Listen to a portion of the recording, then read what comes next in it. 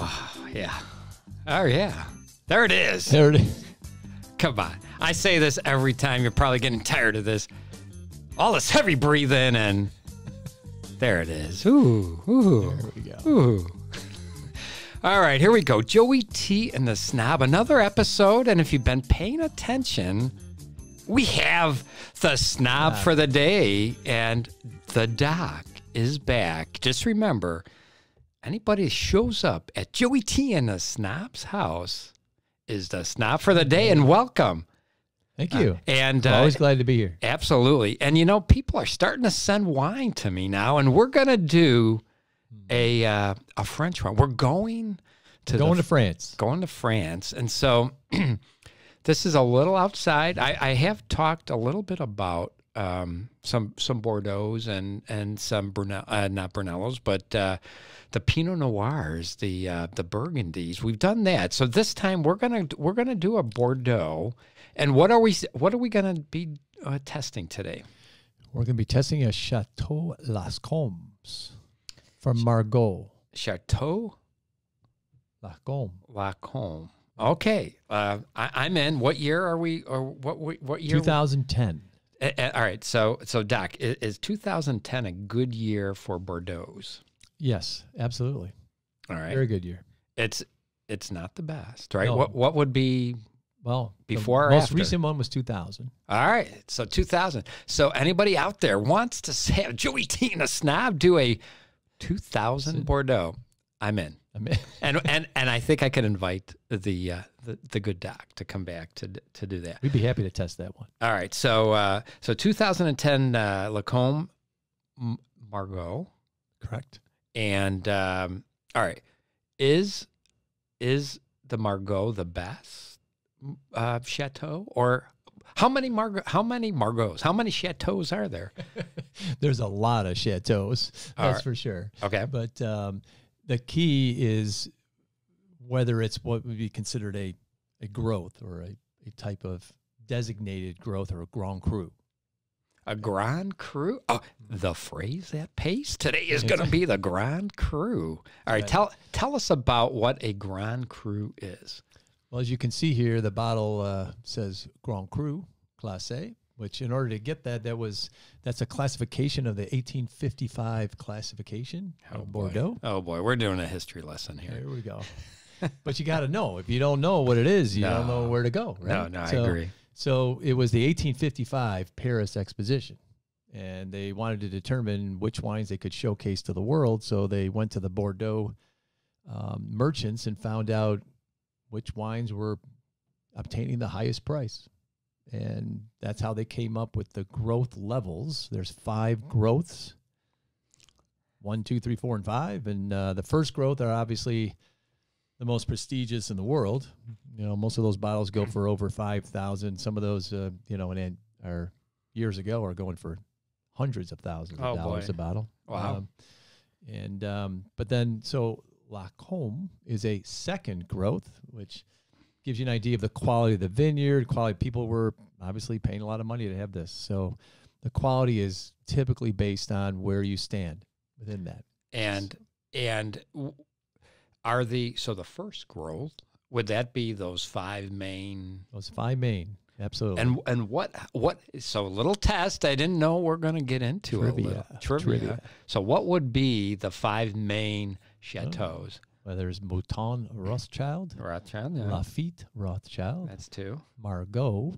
That's 3. Haut-Brion. Haut-Brion. Chateau Latour. There you go. And Haut-Brion, I was thinking that's a steak or something, right? It's kind of like Chateaubriand. But there you go. So those are the 5. And if someone's paying, right, go for it. And there's no charge that you now know those 5 chateaus. All right, so let's get into this wine here, the Chateau Lacombe.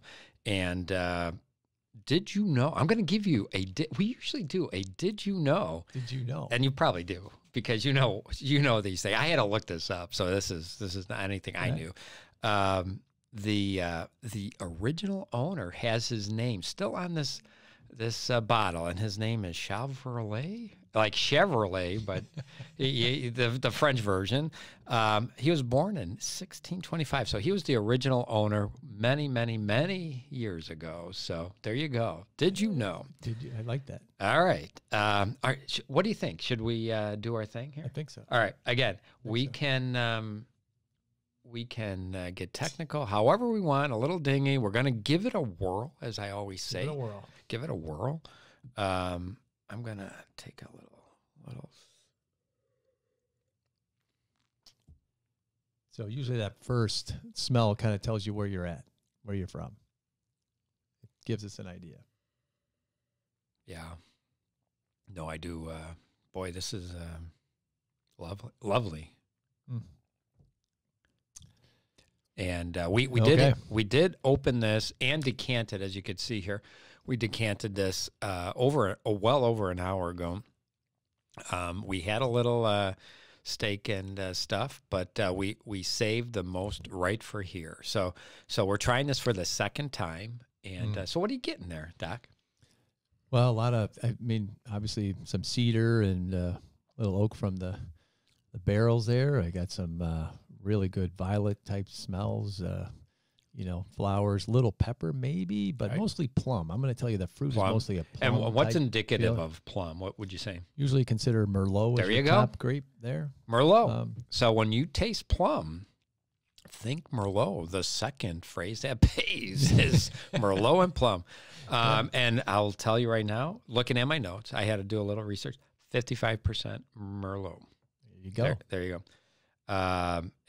So what else? What's I would say it's a little bit unusual to be mostly. This is a left bank. Left wine. bank. So all right. Margaux is a left bank of the Gironde River. Usually mostly Cabernet. The soil is most typical for Cabernet on that side, but subsequent owners after Chevalier. There you go. Felt that the soil there was a little bit more clay-like, which allowed better wine growth for Merlot. On those, though, don't you get more mineral in that left bank? You typically do, because most of the vineyards are much more mineral, rocky, type soil. So we get a little mineral here, right. But not as much, right? Not as much, right. And is that the Merlot or the clay, I think you were saying? The clay is much more Merlot. It does better there. Cabernet needs to be stressed a lot. You don't want a lot of water. Clay will hold water. I get stressed doing these things, but it holds a lot of it holds a lot more water. So Merlot does better in that type of soil. Yeah. No, I get that. And you mentioned oak. 90%. Again, looking at the notes, 90% new French oak, but not overly done. Would you say? Or no, it's well balanced. Tannins are, I think, really integrated. Yeah, it's. What about the alcohol? What are you getting on the alcohol?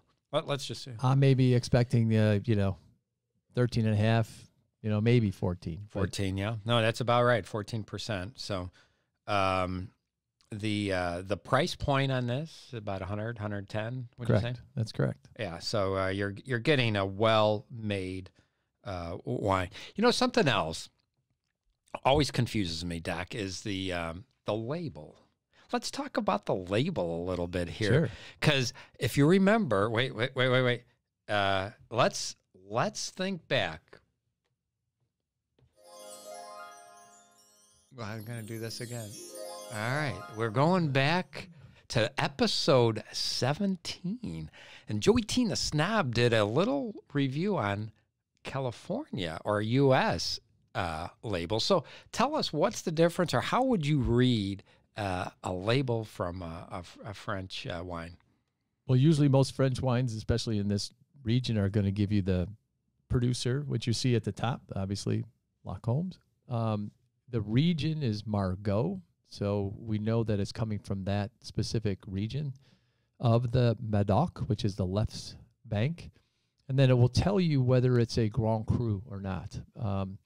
If it says anything else, it's not in one of the top 5 growths. So at that point now, it's pretty much a tasting deal. It's not necessarily going to be bad. Of course, it won't be, but I would taste it first before you know exactly what you're getting into. Yeah, on that.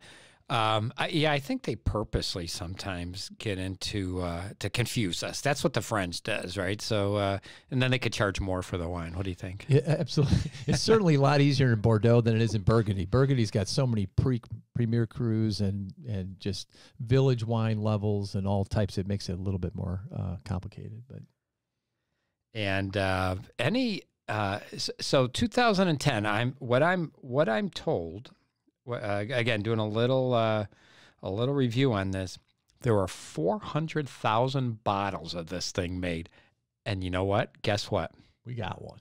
There's 399,999 left because the Doc and Joey T and the Snob are trying one, and so all right. So I think we. The experts, how would they rate these? Looking back. Well, 2010 vintage was over 90 just as a vintage. So being a second growth, you would expect it to be at least at that level, if not above. Right. So all of them, Robert Parker, Wine Spectator, Wine Enthusiast, 92 points. And that brings something else up. Yeah, you're spending a lot of money for this, $100+. But you know what? It's drink what you like and like what you drink.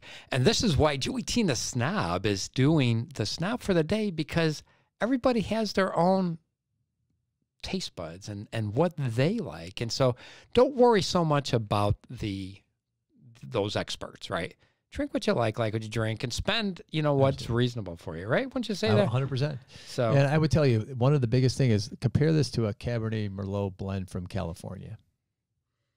Yeah, and no, because you'll say, well, why would I drink this versus a $110 bottle from Napa? Why would you do that? Right. And so, we always talk about, Joey T always talks about New World, Old World.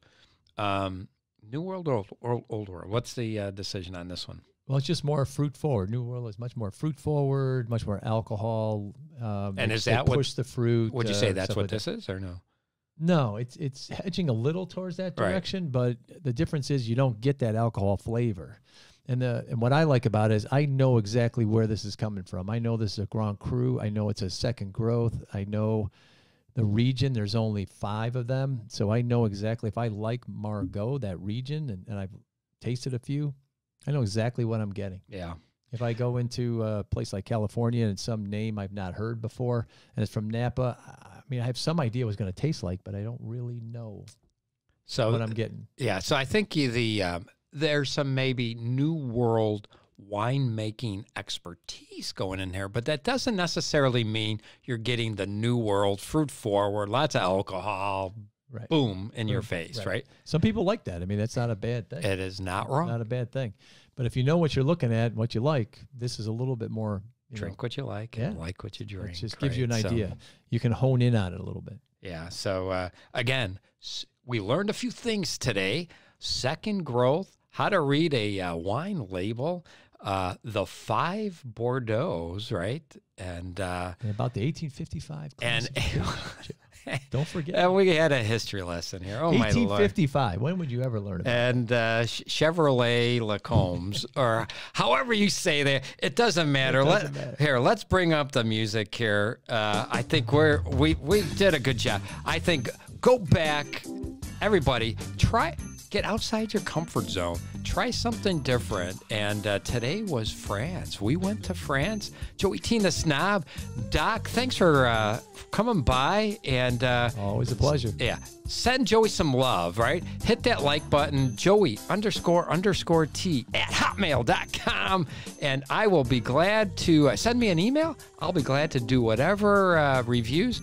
And send Joey T some wine like others have been doing. So, everybody, please be safe, have a good holiday, and take care.